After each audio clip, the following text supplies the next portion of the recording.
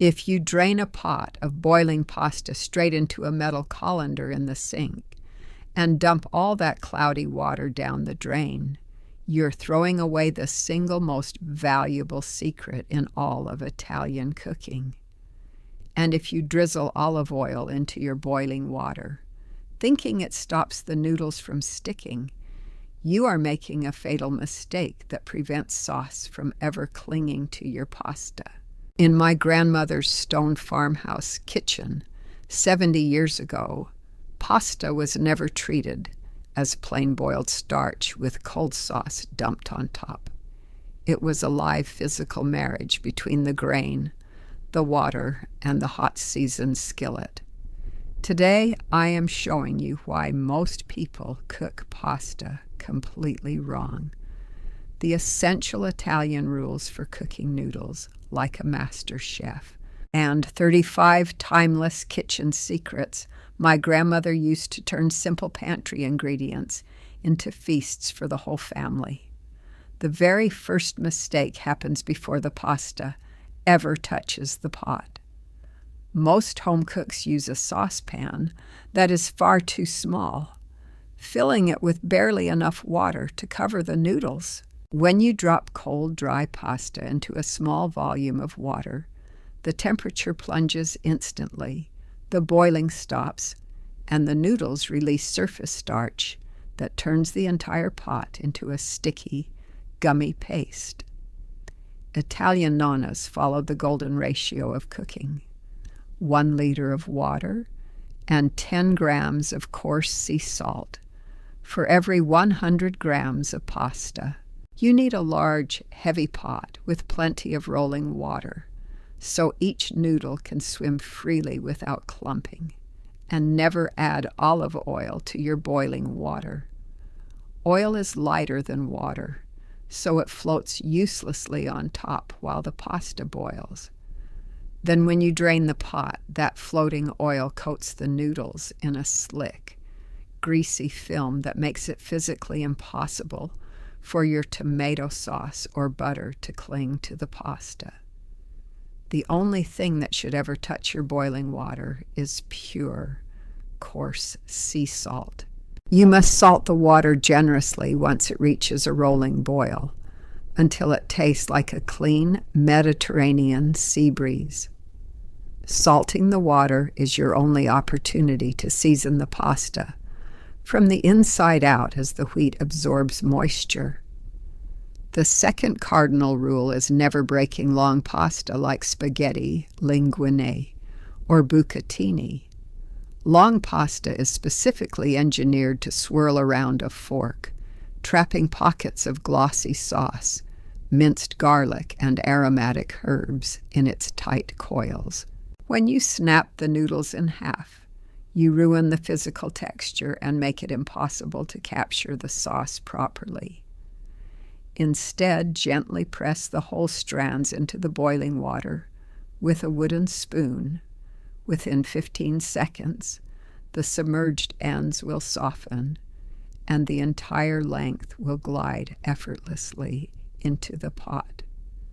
Another secret that commercial pasta factories never tell you is the difference between smooth industrial noodles and traditional bronze-cut pasta.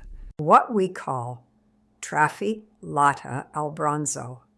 Cheap modern pasta is extruded through smooth Teflon dies, which leaves the surface shiny, slick, and plastic-like. When you cook slick Teflon pasta, sauce simply slides off the surface and pools at the bottom of your bowl. Traditional Italian pasta is extruded through rough bronze metal dies, creating a chalky, pale, matte surface covered in millions of microscopic ridges and pores. Those rough pores act like tiny suction cups, grabbing hold of every drop of olive oil, melted cheese, and tomato fond, so that the sauce and the noodle become one cohesive bite. The third and most important secret is what Italians call Mantecatura, the active marriage of the pasta and the sauce in a hot skillet. Commercial recipe boxes tell you to cook pasta until it is completely soft.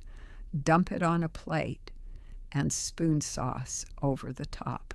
This leaves you with cold, naked noodles swimming under a heavy pool of red liquid. In an authentic Italian kitchen, you must pull the pasta from the water 2 full minutes before it reaches the al dente mark on the package. The noodles should still have a firm white core in the center. Using metal tongs or a pasta spider, transfer the dripping wet noodles directly from the boiling pot into a wide, hot cast iron skillet where your sauce is gently simmering over medium heat. Do not shake the water off.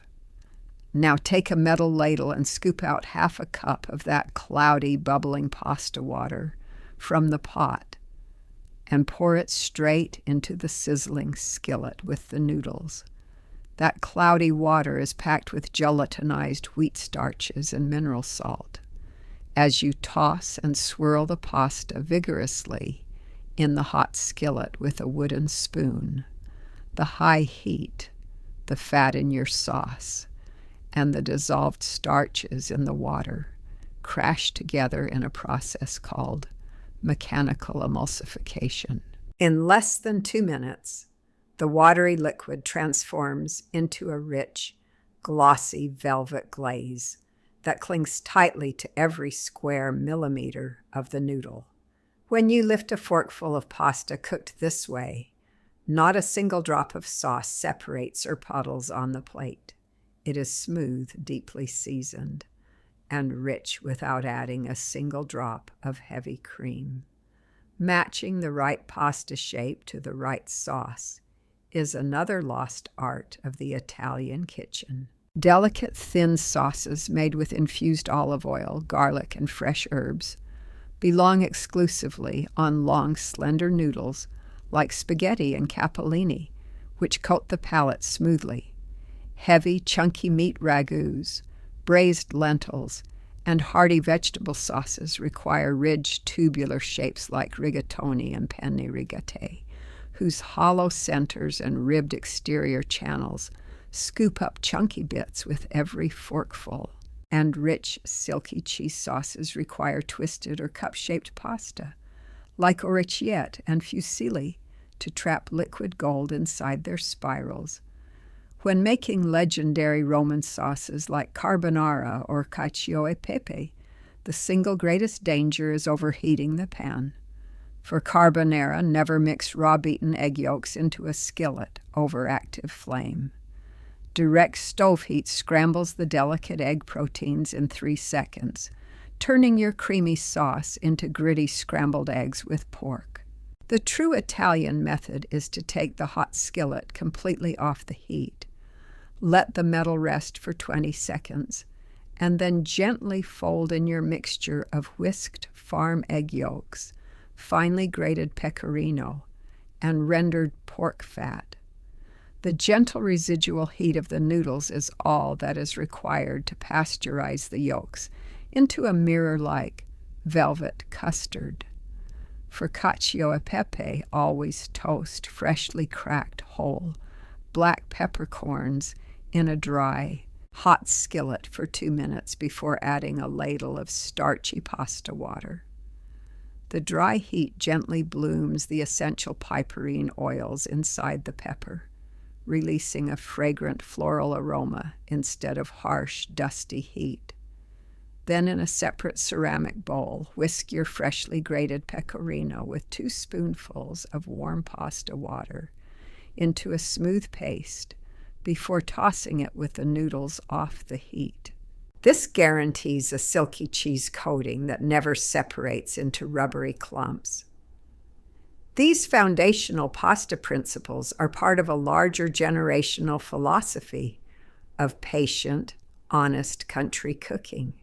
Here are 35 additional lost Italian kitchen secrets that my grandmother used every single day. Trick 35. Always rub a wooden cutting board with olive oil before slicing juicy tomatoes or pungent garlic to seal the wood pores against stains and moisture. Trick 34. Start thinly sliced garlic in a cold skillet with room temperature olive oil so the sweet aromatics release gently without burning bitter in 6 seconds. Trick 33. Keep hard-aged Parmigiano Reggiano cheese rinds in your freezer and drop them whole into simmering sauces and bean soups for rich, savory umami. Trick 32. Dip the dry handle of a wooden spoon into hot frying oil. A steady stream of microbubbles means the oil is at the exact frying temperature. Trick 31. Test egg freshness in a glass of cold water. Fresh farm eggs lie flat on the bottom, while older baking eggs tilt upward. Trick 30. Clean seasoned cast iron pans with coarse sea salt and a dry linen cloth to lift food residue without stripping the polymerized seasoning. Trick 29.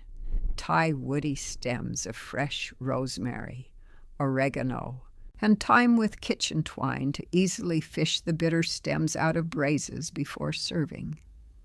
Trick 28. Combine a splash of extra virgin olive oil with butter in the skillet to raise the heat tolerance and keep milk solids from scorching black. Trick 27. Cover rising bread dough with an inverted, warm ceramic bowl to trap heat and natural humidity without sticky plastic wrap.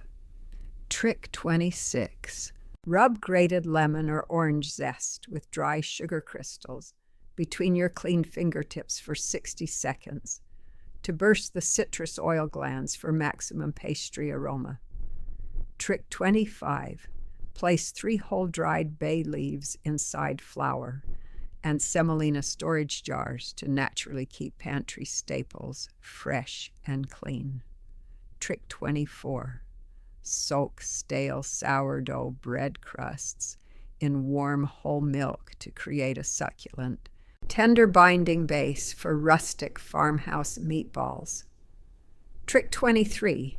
Tie garden rosemary sprigs to a wooden spoon handle to make a natural basting brush that infuses woodsy herbal aroma over hot grates. Trick 22. Score a shallow cross on the base of whole plum tomatoes and blanch for 30 seconds so the skins slide off effortlessly without wasting flesh. Trick 21. Salt thick cuts of meat 45 minutes before cooking so the dissolved salt penetrates deep into the muscle fibers, drying the surface for a dark sear. Trick 20. Place a sheet of damp parchment paper under heavy saucepan lids while braising to create an airtight steam lock that preserves rich pan juices. Trick 19. Pour a thin layer of olive oil over the surface of open tomato paste in glass jars to block air and prevent mold growth for weeks. Trick 18. Deglaze hot roasting pans with a splash of red wine or warm broth to scrape up the caramelized fond into a rich pan gravy. Trick 17. Warm your ceramic mixing bowl with hot water and dry it before proofing yeast dough in a drafty winter kitchen. Trick 16. Crush whole peeled tomatoes gently with bare hands in a ceramic bowl, rather than using a blender to keep seeds intact and sauce sweet. Trick 15. Warm your pasta serving plates with hot water before plating dinner so the olive oil and cheese do not seize on cold porcelain. Trick 14. Drop a raw halved potato into an oversalted soup for 15 minutes to absorb excess dissolved sodium without thinning the broth. Trick 13. Tear delicate fresh basil leaves with cleaned fingertips directly over hot food instead of cutting with metal knives to avoid dark bruised edges. Trick 12. Render diced pancetta by placing it in a cold, dry skillet over low heat so the white fat slowly melts into clear golden liquid with a crispy bite. Trick 11. Clean, scorched stainless steel pans with baking soda and fresh lemon juice for a natural foaming scrub that lifts burn marks without scratching. Trick 10. Preheat an empty cast iron skillet over medium-low heat for 3 full minutes before adding fat to create an instant non-stick cooking surface. Trick 9. Whisk half a teaspoon of raw honey with red wine vinegar before adding oil to permanently emulsify a homemade salad vinaigrette without separation. Trick 8. Warm your knife blade under steaming hot water and wipe dry before slicing soft cheeses for clean. Velvet cuts without crumbling. Trick 7. Collect clean vegetable trimmings in a freezer container and simmer them for 1 hour into a rich golden vegetable stock for 0 cost. Trick 6. Invert a piping hot espresso cup over cold butter on a small plate to soften it smoothly in 2 minutes without melting it into oil. Trick 5. Blister sweet bell peppers over an open flame. Seal in a covered bowl for 10 minutes and wipe away the charred skin effortlessly with a towel. Trick 4. Cool freshly baked crusty bread on an elevated wire rack so air circulates underneath, keeping the singing bottom crust shatteringly crisp. Trick 3. Never discard stale crusty bread. Toast coarse crumbs in olive oil with minced garlic to make the crunchy rustic topping. Italians call poor man's Parmesan. Trick 2. Always grate whole blocks of aged cheese fresh over the pan. Pre-shredded cheese in bags is coated in cellulose wood pulp that prevents smooth melting. Trick 1. True Italian cooking is not about complicated gadgets or rushing the clock. It is about respecting honest ingredients, mastering simple physical techniques, and sharing the warmth of your hearth with the people you love. Until next time, this is Nonna Rosa. Feed your pasta madre, bake with love, and never let commercial shortcuts steal the soul of your kitchen.